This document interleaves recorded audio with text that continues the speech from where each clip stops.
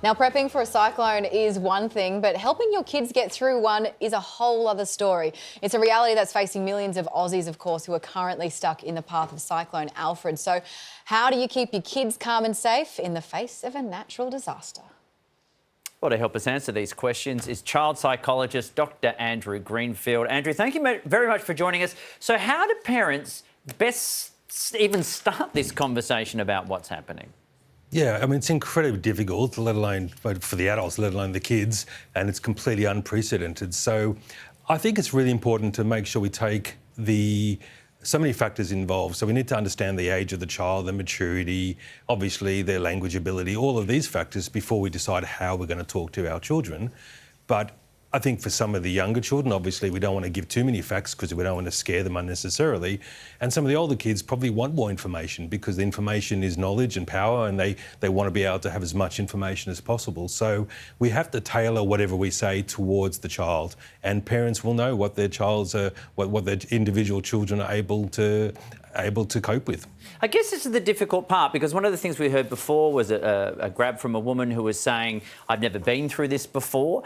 You do hear talk, if you are going to be in it, experienced or otherwise, there's going to be, shaking buildings, roaring wind. How do you prepare kids for what is about to come when they're going to be afraid of what they're going to see, feel and hear when you don't even know what that could be yourself? No, absolutely. And I think it's an incredibly difficult situation, so we have to acknowledge that. I think the only thing we can do is just reassure them that they will be okay. I know in the back of our minds as adults, we don't know that. That's part of our fear and our trepidation as adults. But there's no point in unnecessarily saying the worst or expecting the worst. We have to expect the best, and we have to show that our job as parents is to look after you.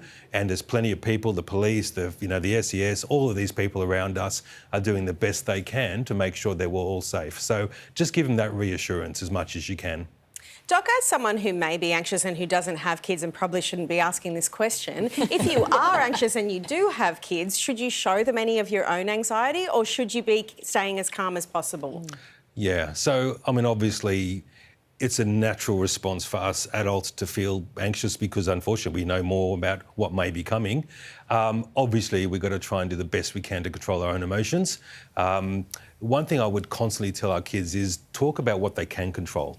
And maybe if that's getting involved or trying to make sure the next door neighbour's safe or whatever they can that is within their control, because that is something they can control. They cannot control what's going to happen or the weather or anything else like that. So trying to focus on what is within their control hopefully can make them feel a little bit more at ease.